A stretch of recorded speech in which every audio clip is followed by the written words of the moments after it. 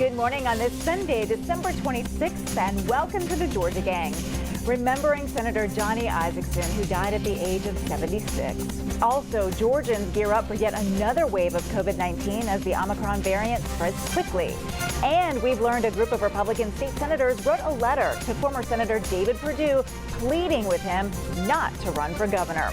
Melita, Phil, and Martha are all here. Bobby Capel is back in for Theron. The debate and discussion begin right now. From the Fox 5 studios, the Georgia Gang starts now.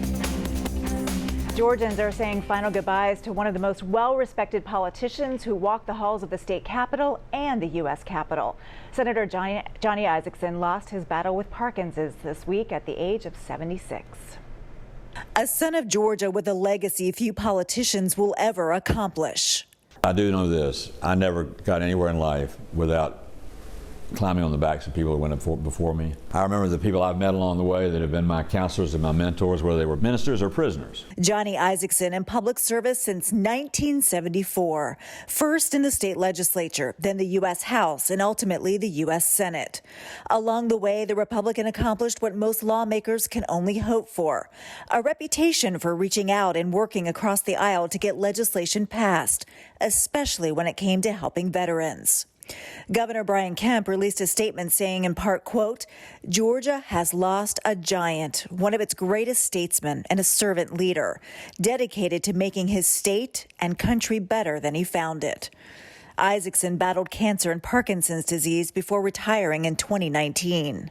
I'm a regular guy and a regular Georgian, and I'm just proud as I can be of my country and my state. After stepping down from the Senate, Senator Isakson launched the Isakson Initiative to help raise money for Parkinson's research. Wow, where to begin talking about Senator Isakson? So many fond memories as a political reporter. I remember meeting him always at the airport when he's coming back from Washington to grab an interview with him, and there he was coming up the escalator all by himself, never an entourage, wheeling a suitcase, and then greet me with the biggest hug. And that was Johnny Isakson. That was Johnny Isakson. Phil, some of your fondest memories? Well, that was a great package to introduce everything, Lori. I've got a great memory because in 1990 I was the editorial page editor of the Augusta Chronicle. You remember that, Lori, because we were in Augusta together. And I wrote the endorsement editorial for Johnny Isakson for governor. Of course, I didn't want the Democrat to be endorsed by the Augusta Chronicle. And Matt Towery, actually, who works with me in my company, was running for lieutenant governor that year. But I do remember one story. He gave me his cell phone, and it was about 5 or 6 months ago. And I think all the panelists understand that he did a great job with bipartisan legislation over the years.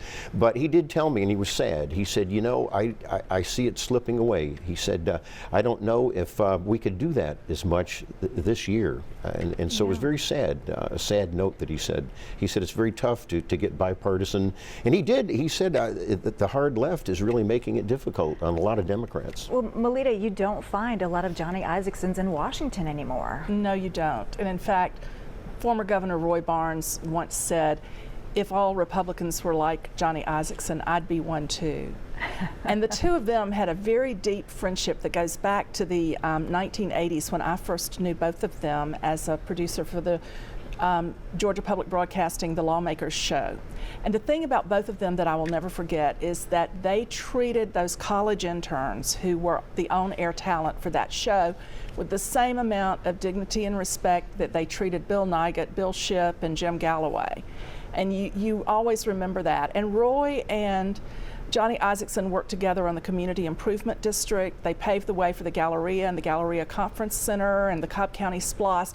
All of those things that made Cobb County grow the way it has in the last few years. So that's a great legacy of his that stretches back over decades. And one that we don't always think about, you know. And Bobby, I mean, we saw kind of a clip of it in that package that we just saw, but I'll never forget when Johnny Isakson was preparing to retire and the late Congressman John Lewis came over to him and said, you know what, I'll meet you, Isakson, in the middle. And then they embraced in this, what an emotional moment in history. They had a very special relationship, and I think you'd find that Johnny Isakson had a special relationship with a lot of people people, not just Republicans and Democrats. And Phil, you alluded to it, and Melita, you alluded to it with Roy Barnes. But this is a special man and the type of person we need more of in government and in politics. It's less personal attacks, more try to find common ground and get things done. He is a statesman, and he'll be missed. I think that's the one word that describes him. Well, there's so many, but statesman is the one that keeps coming up over and over again, Martha. Well, he always said that every phone is a camera and a microphone, that everything was on the record. I used to meet with him on a regular basis. In one of our last meetings, he closed the door and asked me a number of questions, which I won't share even now, but we had a great discussion for that. But he was just one of those people that I never had to look for him when he did something controversial. He would call me and say, hey, you're going to get calls about this tomorrow. Can I come on and explain it? But my fondest memory of him was right after I lost the runoff in 2012. I had to go to the Republican convention and raise money because I had some debt. I had some campaign debt. And Johnny saw me, pulled me aside, sat with me right in the middle of that lobby where everybody could see he was sitting with me and talking to me, helped me a little bit with retire my campaign debt, but he was saying she's maybe down, but she's not out. And it was a very personal and wonderful thing for him to do. And I think you also bring up a good point that he was always so accessible, to members of the media, to his constituents. I mean, definitely a big, huge loss for our state. Huge loss. Yes. Well, I hate to do it, but I have to switch gears because we've got, almost the 2-year mark. Can you believe it? And we're still dealing with COVID. Atlanta Mayor Keisha Lance Bottoms reinstated the indoor mask mandate. Mayor-elect Andre Dickens has COVID as the Omicron variant takes hold. Melita, what should Georgia leaders be doing right now? They should be leading, and our governor has not always led. The record shows that the metro area has spiking cases of COVID, despite the fact that the 4 metro Atlanta counties all exceed the state average for fully vaccinated people. Cobb is at 58%, Fulton's at 57%, Gwinnett's at 56%, and DeKalb is at 55%. There are parts of this state which have as low as a 20% fully vaccinated rate. And that is really, really sad. And Georgia, of the top 10 populated states in the nation, Georgia is number 9 right now for the per capita vaccination rate. But of those top 10 states, only New York has a higher per capita death rate from COVID than Georgia. Those other states that have high per capita death rates are the places we like to say we're better to do business in than Mississippi, Alabama, and Louisiana. But if we're going to have a strong population to work in these new factories and to bring in new industry, we need to keep them alive. I know, Martha, you want to talk to that. With all due respect, I mean, Georgia is the 8th largest state. We have the 8th highest level of cases. Okay, so that is where you would expect it to be. I think we have a very low, we are 30th in the cases per million. Okay, so it is one of those things where you can crunch the numbers any way you want to. I'm still afraid of Delta, I will tell you. I'm not as afraid of Omicron as I am Delta, okay? There's still a lot of cases in Delta, and if you go to the hospital, and unfortunately I've spent more time in the hospital this week than I'd like to tell because my father-in-law's been in the hospital, that's what they're still worried about on hospital levels is Delta. So look, I don't believe in mandates. I think you've got to encourage people to do the right thing. You need to talk to your doctor, and I'm vaccinated, I've got the booster. That's the best path to go. Melita, I'll go back to you for 30 seconds, and then we'll get to Phil and Bobby. Well, Georgia's per capita death rate per 100,000 people is 291. In neighboring North Carolina, a state much like us, it's 182. So that's a big difference. Phil, let's talk about, encouraging people, because we're not going to have a mandate here in Georgia in terms of the vaccine, but encouraging people to get the vaccine. Are people going to change their minds all of a sudden? Well, I don't think you can browbeat people into getting the vaccine, and that's why I've always resisted these Democrat cities like Atlanta, where the last gasp of Keisha Lance Bottoms is what? A mask mandate. So I think that Georgians ought to be able to make their own decisions. And I'm opposed to these Democrat lockdowns and mandates. I think even President Biden, your hero, Melita, realizes that didn't work. and that I think that, and that was a cheap shot at Governor Kemp. I mean, he did keep this economy open, whether you agree with the governor or not, and he's trying to continue to do that. We're following the protocols, hopefully, and so, and I agree with you, Martha. I think that this is not as strong as the Delta variant, and so far, and even President Biden cited South Africa, that it's not as bad, the symptoms are not as bad. Bobby, I'll give you 30 seconds here, and then we're going to wrap it up. Yeah, I think it is interesting, and it is important to note the data that is coming out of South Africa, because it doesn't appear to be it's as contagious, if not more, than Delta, but potentially not putting people in the hospital as much. With that being said, I mean, I think the state and the cities should be doing everything they can to make sure we keep things open. First of all, I don't think there should be any more lockdowns right now. And I think the big thing is you got kids that are going to be going back to school in person in about 2 weeks. We better make sure that they're able to go back in person. We should not be pulling kids out of school again. Amen. We all can agree on that, so we will leave it there. Coming up, state senators reportedly pleaded with former Senator David Perdue not to run in the Republican primary for governor. We'll discuss after the break. Have a question or comment for the Georgia Gang? Email them at georgiagang@foxtv.com. Axios Atlanta is reporting 25 of the 34 Republican state senators sent a letter to former Senator David Perdue asking him not to challenge Governor Brian Kemp in the Republican primary. Martha, I think you alluded to this letter just a few weeks ago. So Senator Perdue said he thought it was actually funny that these senators thought the letter would affect his decision. Yeah, I mean, it's not going to affect his decision. I think the bigger issue is going to be as we go into the legislative session, there's some browbeating that's going on of Republican senators and House members to, you know, toe the line as far as Trump candidates go, and or else be primaried. You know, well, anybody could be primaried. So I think that it's going to be very likely that you're going to see from legislators that they're going to be supporting Brian Kemp's agenda for this legislative session, and then we'll see what happens after that. Bobby, is this, though, another indication of just how divided the Republican Party is? Well, you look, I think the Speaker of the House is not interested in having this session be dominated by relitigating everything that went on in the 2020 election, even the Republican Speaker of the House in Georgia. And you know Brian Kemp doesn't want to do it because he's got David Perdue in his ear constantly about this. And I don't think it does the Republican Party any services to do it. I think it'd be great for the Democratic Party if they want to keep doing it, but it's terrible for democracy. First of all, your messaging is all wrong. I don't know of any Republicans that want to, quote, relitigate the November 2020 election. Were you it's here done. when Rudy Giuliani Let me came down here? finish. Because now, and I've been talking about Fulton County and the fraud and mismanagement there, I don't think anybody, and there's a lot of Democrats that would agree we just take a look at Fulton County. So yeah, there's going to be some election reforms. We did an election reform law, but I have to laugh, and Martha pointed out that these senators have bills that have to be signed by the governor. Why would they want to, you know, I think a lot of these senators are trying to be a friend to both the Kemp faction and the Perdue faction. So I'm not surprised at that letter at all. In fact, some of the senators I've talked to say, I've signed it, but you know.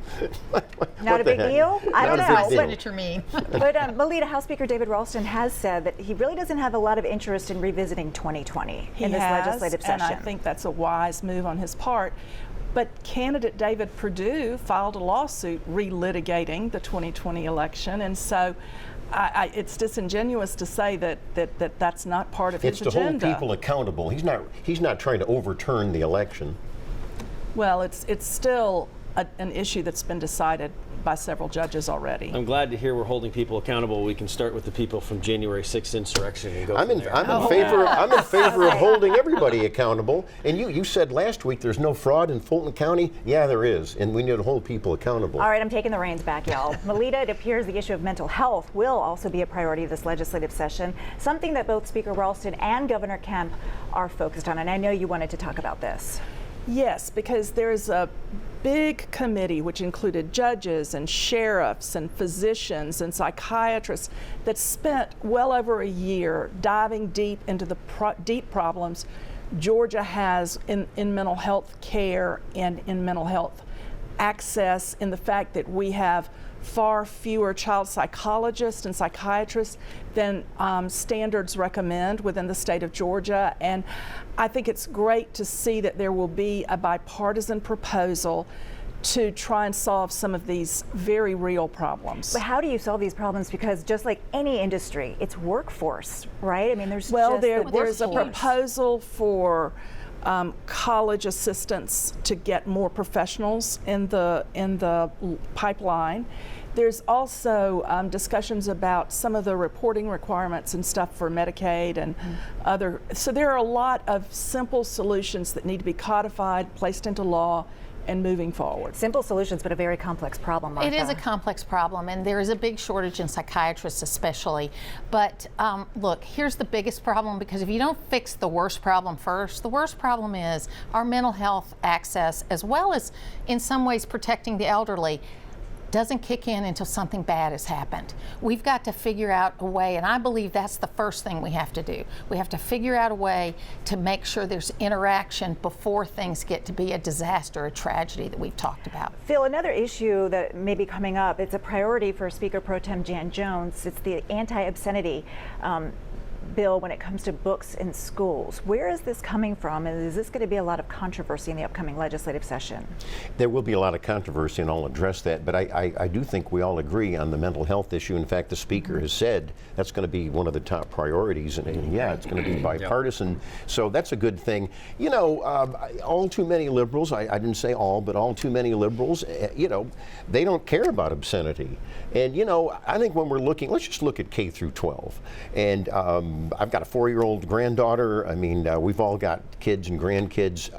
I think that, you know, at that age, we need to be policing what is in the classroom. And that's what the Virginia new Republican governor tried to point out. We want parental control in our schools, especially K through 12. And there's some very inappropriate things that have been on reading lists. And that's, you know, it's like an editor of a newspaper, which I was. You know, a letter to the editor, you're going to make a decision. Is this going to run? Is this vile? Is this, you know, something that should not publish? I think we have to have controls here. And I think Representative Jan Jones is on the right thing. I want to see how it's written. That obviously is very important, but I think the sentiment is correct. Bobby, you've got young kids. Weigh in here.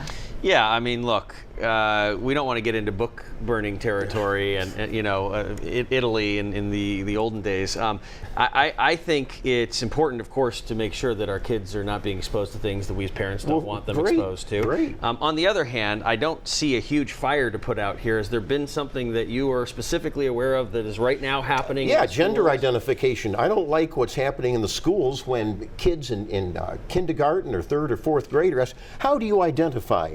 That is not what we... What does that have to do with a reading list? Because those are on reading lists. I think you need to go to a school board meeting. Melito, weigh in. Okay.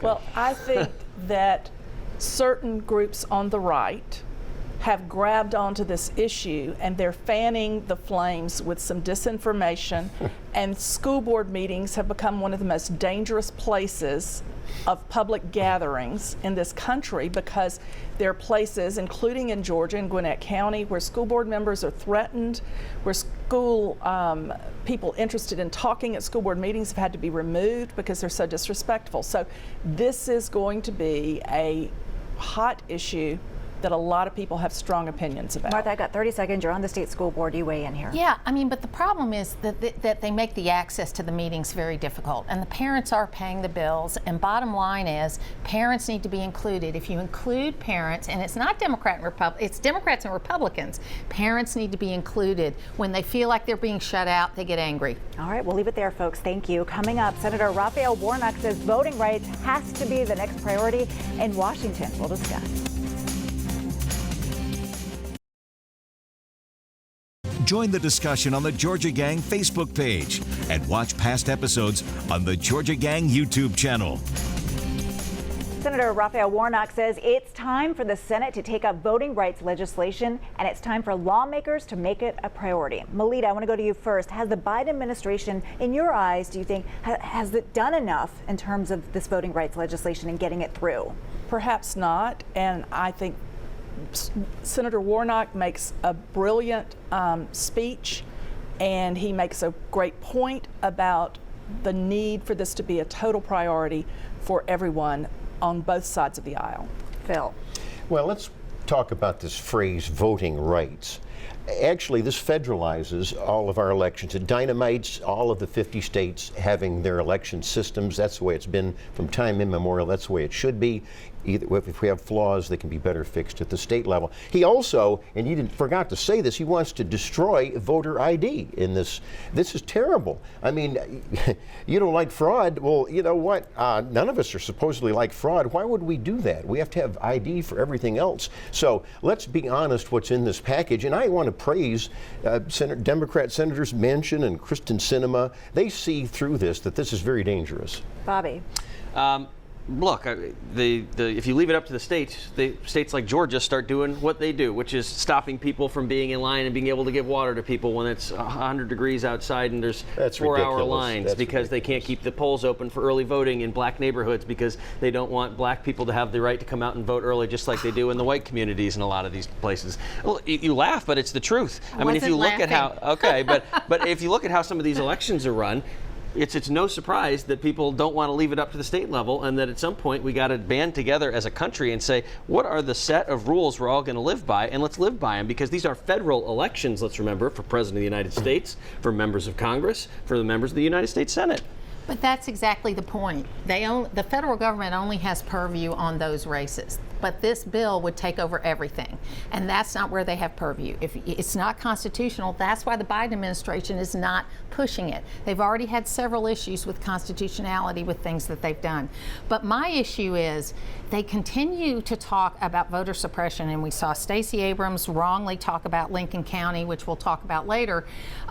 It's a big problem because Lincoln County, for example, she pointed to them closing polling places. Yeah, they lost about half their population in their census. That's why they're closing polling places. They don't have as many voters as they had before. So we've got to be intellectually honest about this.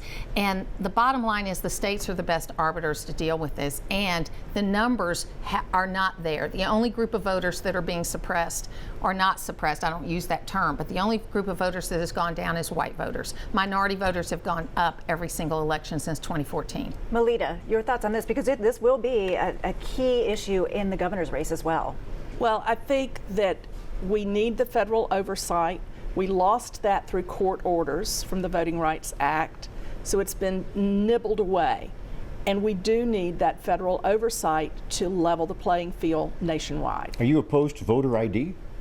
I am not opposed to voter ID, but I am opposed to the kinds of restrictions, for example, they did in Alabama, where you require ID and then you close all the places where people get ID, or where you don't recognize student IDs, for example, for voting. But you will recognize kinds of IDs that skew to a different demographic.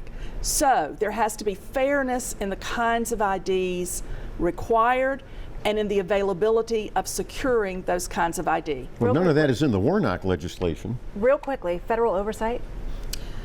I think we have federal oversight already. I mean, Section 4 was taken out of the Voting Rights Act, but the Voting Rights Act is still there, and Congress was supposed to fix the Section 4 problem, which they haven't done either. So I think the core of this, they'd rather have this argument to fight about than actually fix what the court's asked them to fix. And it's an argument we'll be debating for months to come. So thank you all. Coming up, we'll have winners and losers. Stay tuned. Time now for the week's winners and losers. All right, Martha, we'll start with you. Well, I hope everyone had a Merry Christmas and a Happy New Year. Of course, my winners this week, Johnny Isakson. I mean, he was one of the best people I ever knew. And just, I could sit here for hours, but we don't have it, telling stories about him. He was a great guy. My loser of the week is The Grinch That Stole Christmas, Delta Airlines, announcing right before Christmas they're going to take the Sky Miles away from we poor economy customers. So I think that was poorly thought out, as well as the fact that they're going to institute change fees again on those poor economy customers. So anyway, The Grinch That Stole Christmas, even though I fly Delta and I drink Coke. I totally agree, and I'm a Delta flyer as well, and I think it's ridiculous. We all are. Yeah, You it's all not were a right. little Come surprised on. to see this. It's not like it's that cheap to buy these basic economy tickets, and you're not even going to get your 1,000 Sky Miles for it to get to a level that you'll never get to on stats. Anyways, I digress. My winner is also Johnny Isakson, his family, and statesmanship in general. Let his legacy be that, and let more people, at least here in Georgia, wake up in the morning when they get dressed and ready to go to work in politics, that they look to that man as somebody that can be that shining city on the hill. Absolutely. Phil. Yes, Johnny Isakson, the winner, a statesman, as we all pointed out. The Christmas season is a winner. I always enjoy that. Our national motto, I know some liberals don't like this, is "In God We Trust." Let's remember that. And of course, Christians celebrate the birth of the Son of God. And Jesus was a right-winger. He sits at the right hand of the Father.